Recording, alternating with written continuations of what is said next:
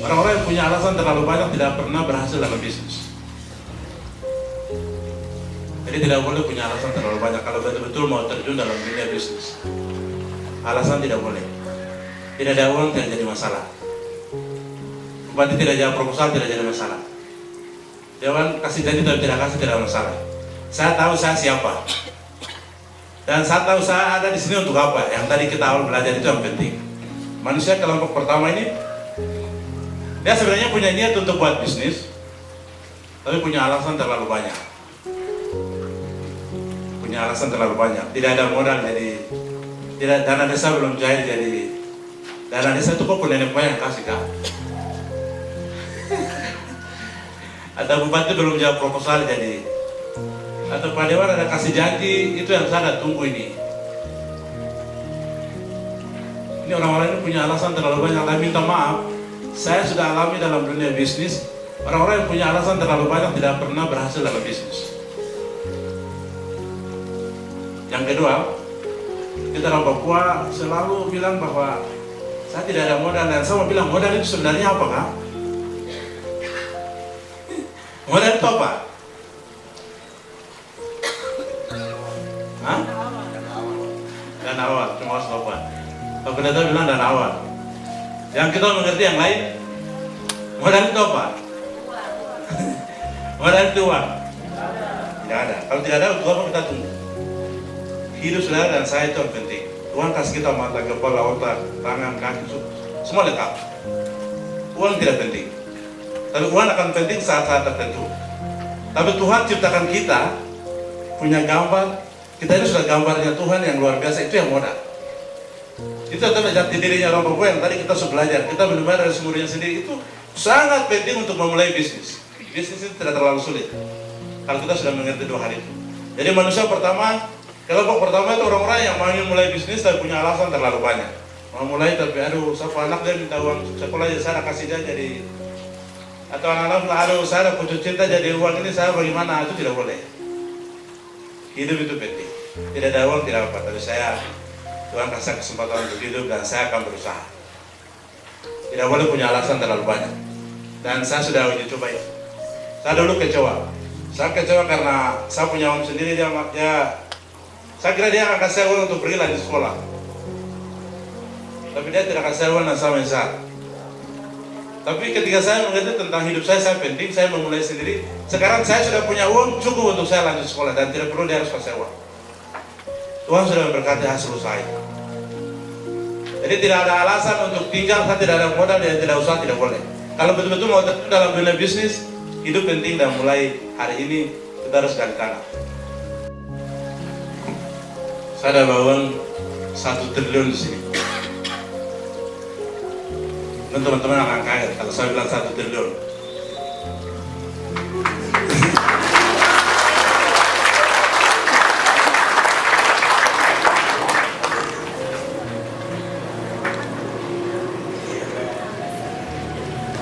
Uang 1 triliun ada dalam sini, makanya saya bilang uang 1 triliun saya buat di sini.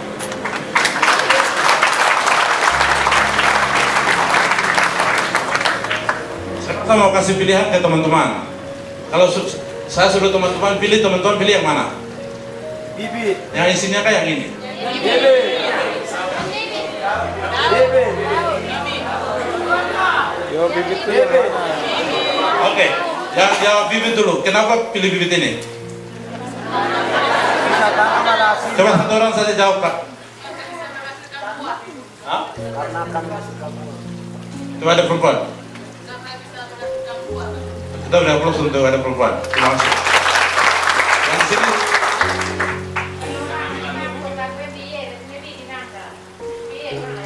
Siap, terima kasih. Kita udah close untuk mama. Terima yang di sini. Sama juga. Yang di sebelah. Kita akan tanam satu tapi akan menghasilkan banyak. Terima kasih banyak. Kita udah close untuk adik. Luar biasa. Yang di sini. Sama juga.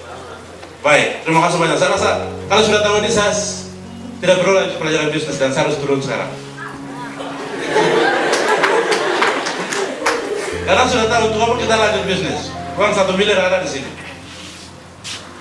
Jadi supaya dia bisa berbuat kita harus buat apa ini? Kerja.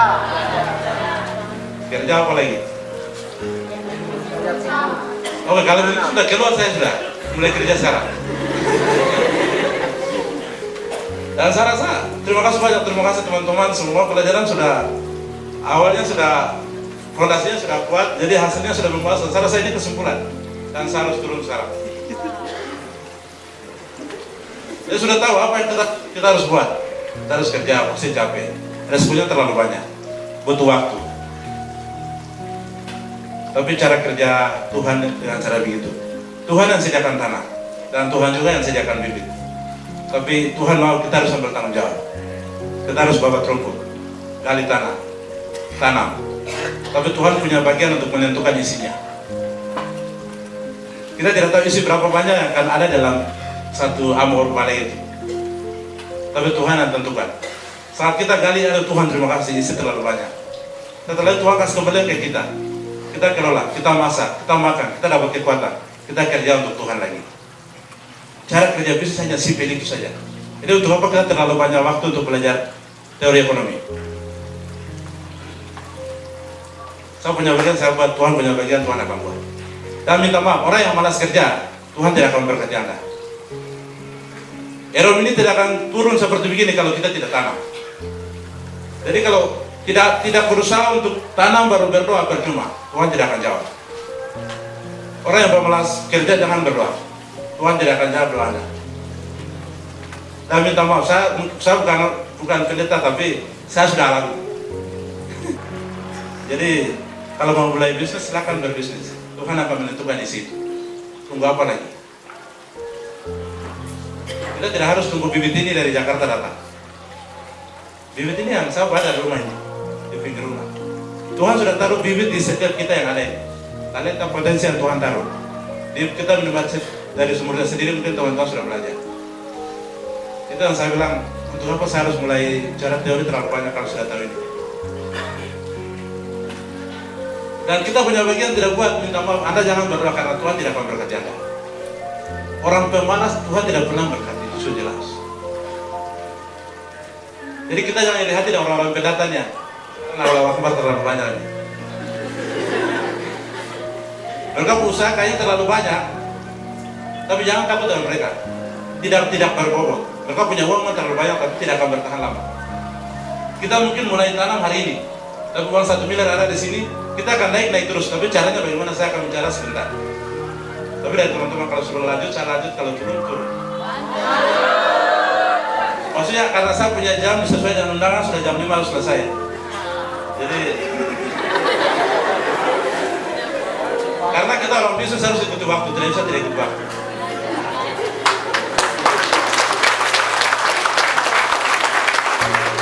Kalau saya lama-lama di sini saya punya istri bisa pukul saya juga.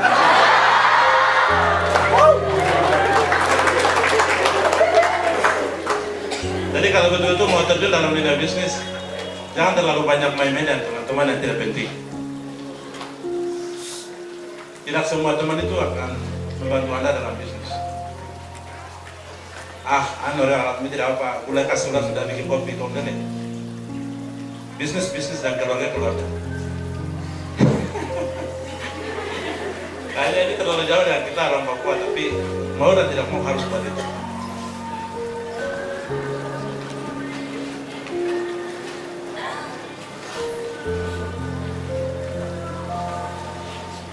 Oke, itu yang tadi manusia yang pertama punya alasan terlalu banyak untuk memulai bisnis. Sekarang kita lihat manusia yang kedua. Kelompok manusia yang kedua ini sebenarnya dia sudah mulai usaha tapi dia macet. Dan saya bilang di sini usaha musiman atau usaha mati-mati ayam. Orang-orang yang biasa mati-mati ayam ada di sini. Tiba-tiba macet, tiba-tiba hijau sehat, tiba-tiba juga jalan, tiba-tiba juga ini. Dan dia butuh waktu untuk kasih obat. Sama persis dengan usaha. Nah, ini teman-teman bisa baca sendiri, ada di atas ini. Kadang om datang ke rumah, ada om hari itu bagaimana? Kita sering sudah buat transportasi. Minta maaf, kita bilang kita punya kasih terlalu banyak, tapi kasih di tempat yang salah. Kalau dalam dunia bisnis, keluarga tapi bisnis. Kalau mau bantu orang, Jangan kasih uang dari modal usaha. Bahaya. Teman-teman bisa baca sendiri, saya tidak akan baca satu persatu. Yang lebih bahaya lagi, kita orang Papua ini lebih senang sekali kita masuk di politik. Karena kita lebih banyak cari upgrade, jadi kita tidak mau sapu-sapu di halaman sini. Kita maunya orang harus bicara di depan sana terus. Makanya kalau bapak-bapak, mama-mama yang punya usaha, orang politik yang datang mau pinjam uang, jangan kasih dia uang. Bahaya. Kita bisa usaha kita bisa maju. Dan mereka ini berpikir bahwa hidup itu seperti roda yang berputar. Kadang naik, kadang turun. Sekarang saya baik, tapi besok saya akan turun lagi, jadi bisa teman itu bisa bantu saya, jadi bisa saya kasih dia dulu kaya, modal begitu tidak bisa. Kalau betul-betul mau terjun dalam dunia bisnis dan keluarga. Sekarang manusia yang ketiga. Manusia yang ketiga ini yang usahanya sudah jalan baik dan bertahan dan terus maju. Ini sama seperti teman-teman orang-orang pendatang ini.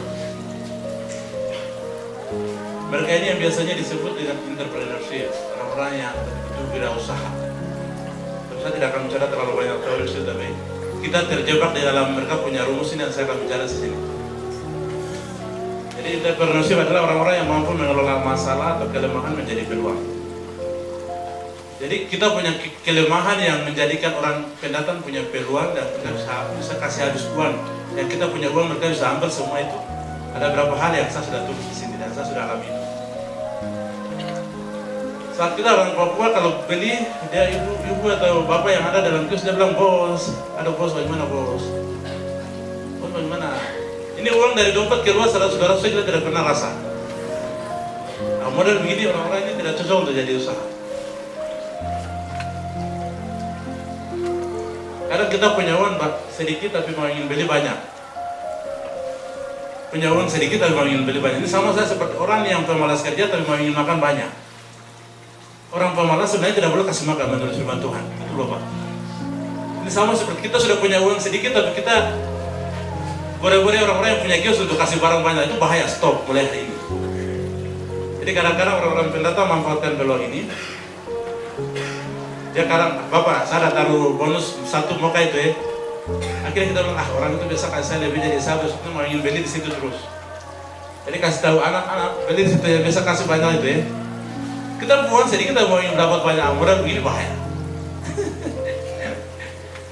Kita hari ini kasih 10.000, besok 10.000, besok lusa 100. Semakin lama kita beli di situ terus, kita membuat dia kaya daripada kita. Dan itu saya katakan sudah alami. Dan kadang kita lebih percaya orang pendatang daripada kita berdiri sendiri. Di jati diri orang Papua, teman-teman belajar apa? Jati diri orang Papua pada rumah. Kita harus percaya pada siapa? Why?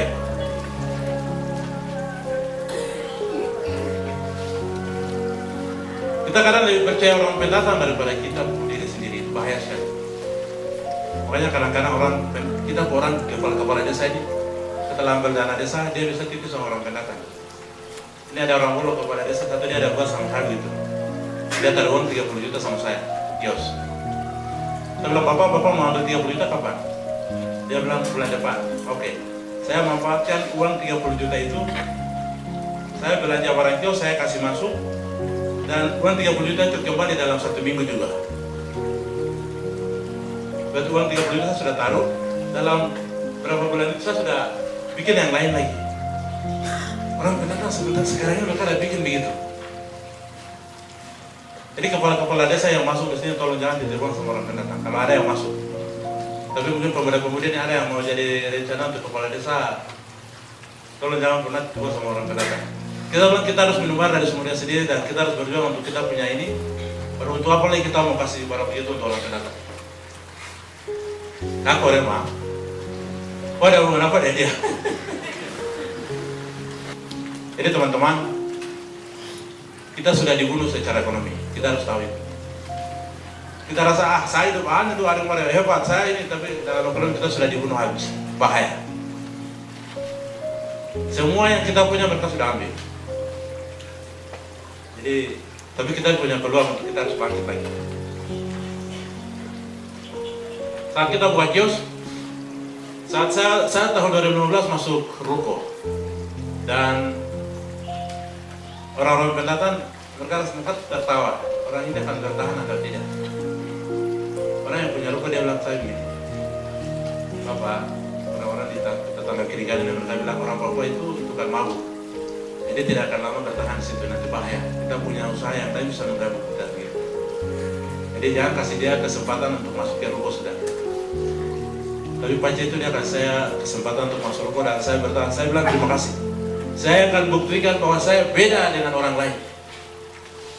Saya beda dengan orang lain karena saya tahu saya siapa dalam Kristus. Saya akan buktikan bahwa saya akan beda dengan orang-orang lain yang mungkin kita bukan pengusaha yang lain, karena saya tahu saya punya tujuan usaha jelas. Kalau tujuan usaha tidak jelas, jangan melangkah usaha karena Anda akan bangkrut. Dan saya buktikan bahwa saya beda dengan orang lain, dan Tuhan berkati usaha itu.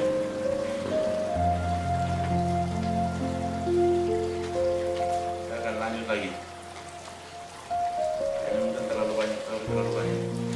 Tapi yang sekarang saya mau tekankan di sini adalah yang keempat ini. Kita harus membangun bisnis dengan pikiran Allah. Sekarang bagaimana caranya kita bisa membangun bisnis dengan pikiran Allah? Yang pertama, Yesus adalah kita punya modal awal. Tadi kita bilang uang itu yang modal awal. Terus saya bilang hidup Anda itu yang penting karena Yesus ada dalam hidup Anda. Hidup Anda itu penting karena Yesus ada dalam hidup Anda. Itu adalah modal. Kita beri aplaus untuk Tuhan. Orang-orang yang tidak ada Yesus dalam dia punya pribadi, mereka bisa bikin usaha sampai luar biasa. Tapi kalau saat dia bangkrut, dia akan stres sampai dia akan mati. Tapi kalau kita ada Yesus dan kita berjuang, kita akan berusaha, tapi kita akan naik terus.